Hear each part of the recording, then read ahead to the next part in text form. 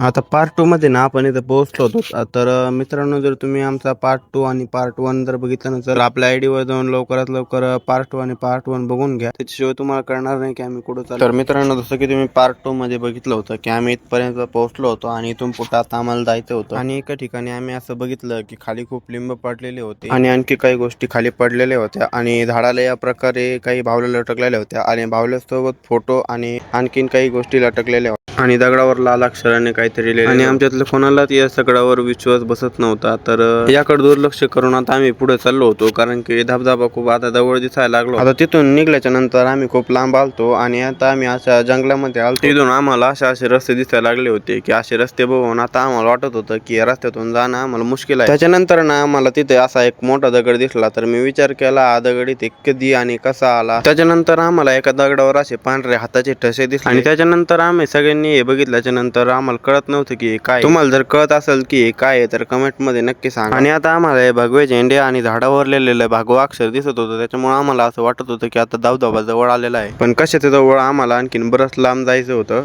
तर आम्ही आता इथं थांबून विचार करत होतो की कुठून जायचं आणि कसं जायचं. त्याच्यानंतर आम्हाला अशा काही मूर्त्या दिसायला लागल्या होत्या आणि एक ठिकाणी अशी एक पिंड होती आणि पिंड ना खूप भारी अशी दगडात कोरलेली होती. तर या पिंडीचं दर्शन घेऊन आता आम्ही निघलो होतो धबधबा. आणि आता ना आम्हाला पाणी, दगड आणि झाडं याच्याशिवाय आम्हाला काही दिसत नव्हतं. त्याच्यामुळे आम्ही फक्त आता चाललो होतो आणि इथून पुढे रोड पण दिसत नव्हता. तरी पण जिकडं पोरं चालले तिकडं आम्ही पण चाललो होतो आणि याचा फार घाम झालता, तरी पण याला वरच जायचं होतं. तर याच्या पुढे काय झालं ते तुम्हाला पार्ट 4 मध्ये कळेल. त्याच्यामुळे पार्ट 4 नक्की बघा आणि तुम्हाला जर आपला व्हिडिओ थोडा तरी आवडला असला तर जाता जाता तेवढं लाईक आणि फॉलो करून जा.